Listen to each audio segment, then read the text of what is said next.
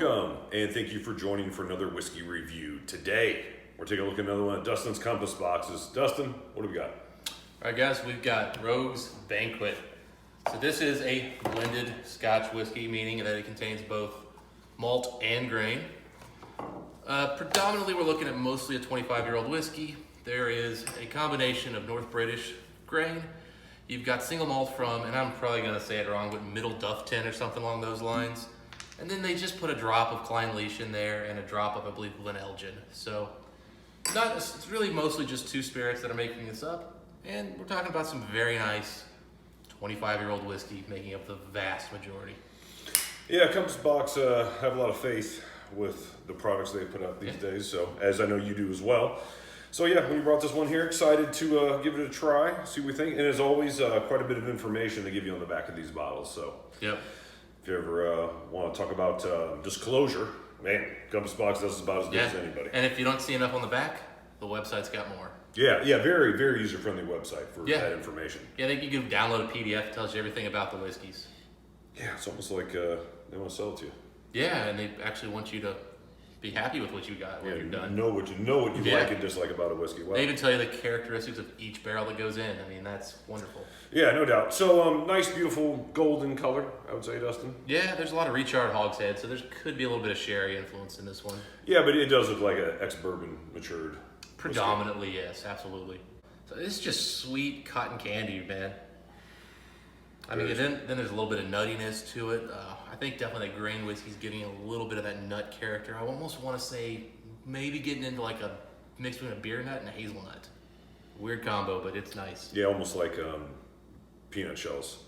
Like Five Guys hamburgers used to have like let people eat peanuts like in line and people just throw them on the ground, like that peanut shell underneath your feet sort of stuff. Well, you know, you worked at Texas Roadhouse where we literally, I would literally, fill in the bags with those things, the barrels and everything.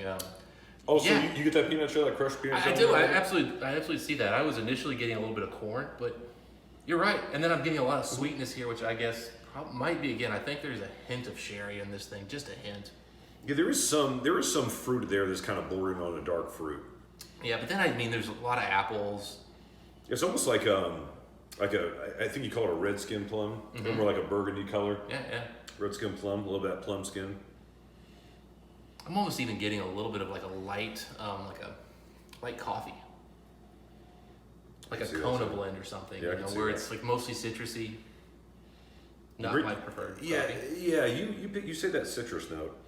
As I'm continuing to know this, that citrus note is becoming stronger. It was kind of faint in the background at first, but yeah. I mean, up front, I get that vanilla and there's a waxiness. And obviously, John Glaser puts Clynelish in everything he does for the sole purpose of adding a little bit of waxiness. I love it. The change of viscosity with anything is just brings it all together. And he just knows what he's doing. He always puts that in there. Yeah, it holds it together, especially usually on the palate. You know what I mean? That classic waxy note that almost comes off as viscosity in a different way. What are you picking up on the palate? So grain whiskey really comes through here a little bit more on the palate, but in a very good way. A lot of vanilla. I'm getting a white chocolate.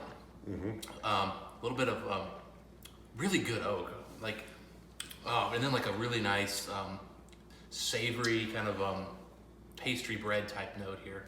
Very sugary. Sweet, very white frosting on cake. When you said white chocolate, it kind of made me think a little bit of like Highland Park 25, a little bit of that white chocolate they have on that. It's sweet, you're right. Very, very, very sweet. And no bitterness to it whatsoever. No, even the oak notes I'm bringing out, they're crisp. They're crisp, they're savory, they're delicious. Almost like biscuity oak. Yeah, that goes along with that sweetness. Like everything is very dessert oriented. Yeah, if you're kind of in the bourbon world, think more of like a toasted barrel that you see a lot of people finishing with nowadays. I could say it, this is like all toasted barrel. Yes, yeah. The Palliser 15 from 2018 had that overcharred barrel. It had that certain sweetness to it and kind of that charcoaly, biscuity bread type oak note. And I get some of those similarities. That was a sweet bomb right there too. Yeah, this is a different kind of sweet, but kind of along those same lines. It's more balanced. It's got a little bit of a waxiness again. It's got, I think you nailed it when you said ice to the frosting. And it's kind of like the cheaper stuff that you get like on like a pre-made cake where it's a little waxy. Yeah, down the street at the shop. Yeah. It's not the premium stuff. No, you didn't order it from some artist. You know what I'm saying? But again, all that means is it's an over-the-top sugariness. You know, to me, that's what that means anyway. It's just over-the-top confectionery sugar. When you said initially cotton candy, I really wasn't getting cotton candy on the nose, but I do more on the palate. And again, even with the linger on this, just on the sides, it is still that vanilla white chocolate. You know what I'm starting to pick up a little bit here? So I was in Hawaii a few years back, and we got the snow cones.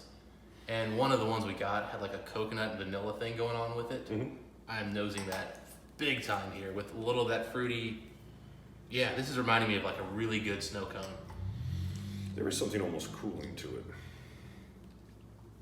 A little dab of water there. Yeah, the water's kind of always with these Compass boxes is a little bit of a gamble. Be careful. Now the ones that go over 46 always take it really well, but the 46ers, I feel like John Glazer's kind of discovered if we go 46, we're really good, and he likes to use a lot of these more subtle, gentle malts. Because again, I mean, we were talking about this earlier. I've never had Miltonduff Distillery, which I think I said it wrong earlier. I've never had anything from them, but I could just tell from this, it's subtle. Same with North British Distillery. I've never had any independent bottlings, just that, but I've had it in blends and grain and stuff, and it's... I think we tried North British, didn't we? North British 30-year-old recently, 29-year-old? Oh, no, it was Edgedour or... No, it was North British. Was it? In Chicago? Our Chicago friend? You might be right. Yeah, we did. Point is, I understand what you're saying. All of those were very palatable whiskeys. Soft, light, they bring out fruits and vanillas, they're very subtle, and sometimes those notes are a little challenging with water, and I think this is kind of showing that here. It drowns them out a tad. Anytime you get vanilla, white chocolate, you add water to it, it kind of drowns it out some. And again, the water sort of did that, at least on the nose. Yeah, I'm just smelling like a light pastry now. The vanilla's really gone away. The vanilla's still there for me. It's there, but it's become subtle, gentle. Yeah, it's amazing. Vanilla is something I pick up on a decent amount of whiskeys, but this one was really, really rich. It's one of those very well done vanillas that make you want to come back for more. Very, very reminiscent of something like the Highland Park 25. This is the 45-7. You don't get that in the 48-1, but you did in the 45-7.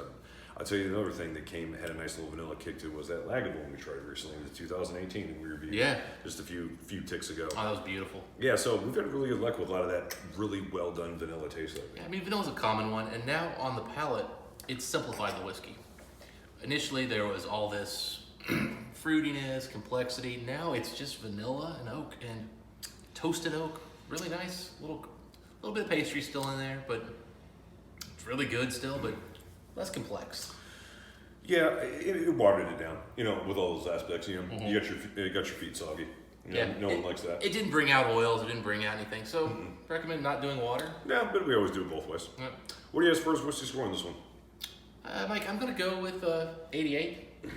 Yeah, I was thinking that general range too. This is a really well done whiskey. I mean, I most Compass boxes. It's incredibly enjoyable to drink. Yeah, this is definitely not an 89. It could be an 87. I'm going to go 88 because I just find this is an incredibly pleasant, easy drinking whiskey that I still feel like is a quality connoisseur dram where you can really sit back and take your time with it too. Very much so, especially if you want something with a little bit different sweetness. Yeah.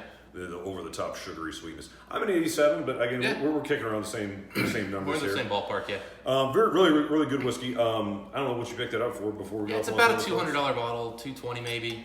Mostly 25-year-old whiskey, 46%. I think it's drinking right about where it's priced at. Yeah, I mean, if you're someone who, like, say, some of the whiskey you'd enjoy, say, is like a Balvenie 21 or Macallan 18, one of those, you're in the basic same price range for something like this, and I think that's a more interesting drink, especially, kind of going away from some standard bottles that you'll find, on your local shelves. Yeah, I mean, you're definitely going to buy this over, say, Glen 21. Yeah, for sure. It's a much more interesting whiskey. Yeah. Better whiskey. Simply better. Simply better. Anyway, those are our thoughts on this one. Let us know what you guys think if you've had a chance to have this particular bottle or anything from Compass Box. And Dustin, until next time, what do we wish the folks? Happy drinking. See you next time.